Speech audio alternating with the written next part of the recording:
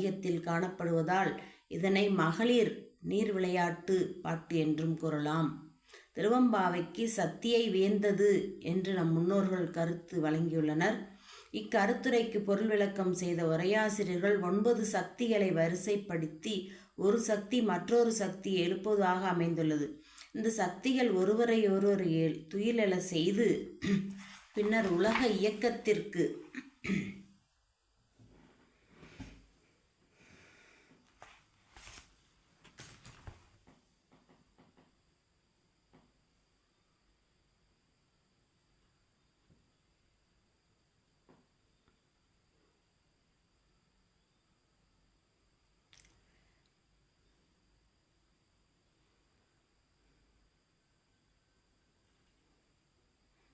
நவசக்திகள் ஒன்று சேர்ந்து சிவபெருமானை துதிப்பதும் இதன் தத்துவமாகும்.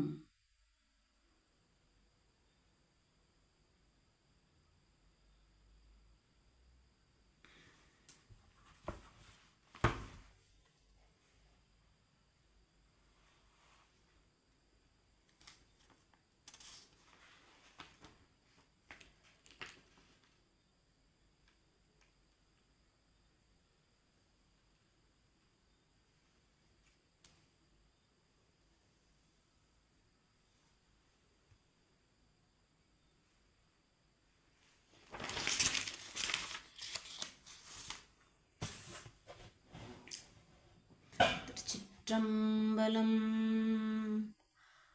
ஆதியும் அந்தமும் எல்லாரும் பெரும் சோதியையாம் பாட கேட்டேயும் வாழ்த்தடங்கன் மாதே வளருதியோ வன்செவியோ நின் செவிதான் மாதேவன் வார்கழல்கள் வாழ்த்திய வாழ்த்தொழி போய் வீதி வாய் கேட்டலுமே விம்மி விம்மி மெய் மறந்து போதாரமளியின் மேல் நின்றும் புரண்டிங்கன் ஏதேனுமாகால்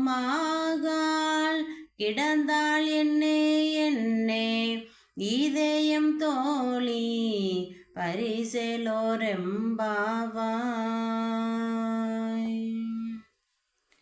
சிற்றம்பலம்.